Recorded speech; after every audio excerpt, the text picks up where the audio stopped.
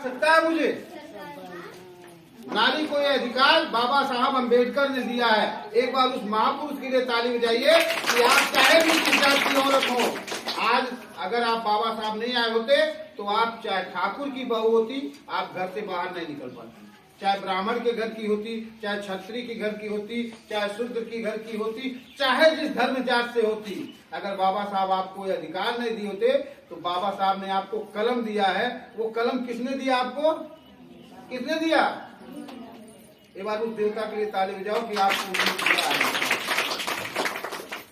और आज उस अधिकार को पा करके तब आप यहाँ बैठती हैं, नहीं तो आप किसी घर में, किसी के घर में ही रहती। और घर में नारियों की कदर तब तक होती जब तक बर्तन धोती, खाना बनाती, बच्चे की सेवा करती, बच्चा पैदा करती। यही नारियों का काम होता, कलम चलाने का कोई काम।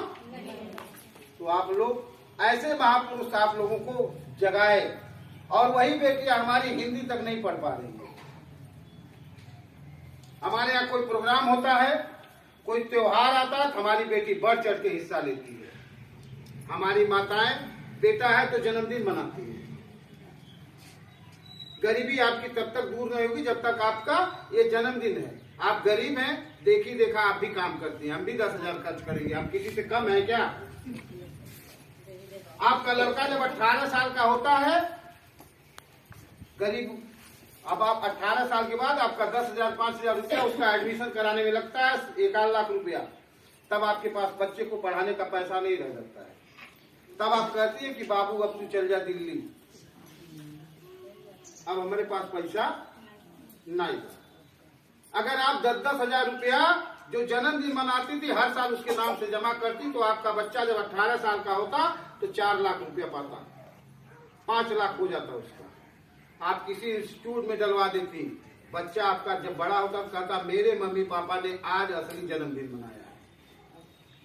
मेरे मम्मी पापा ने आज क्या मनाया कि आज हम पढ़ लिए और वही लड़का डॉक्टर मास्टर सब बन जाएगा। आपके थोड़े थोड़े पैसे का जो पैसा इधर आपका जा रहा है वो किसी मत में लड़का जब उस योग्य होगा तो उसका नाम तक नहीं लिखा पाएंगे। हमारे लोग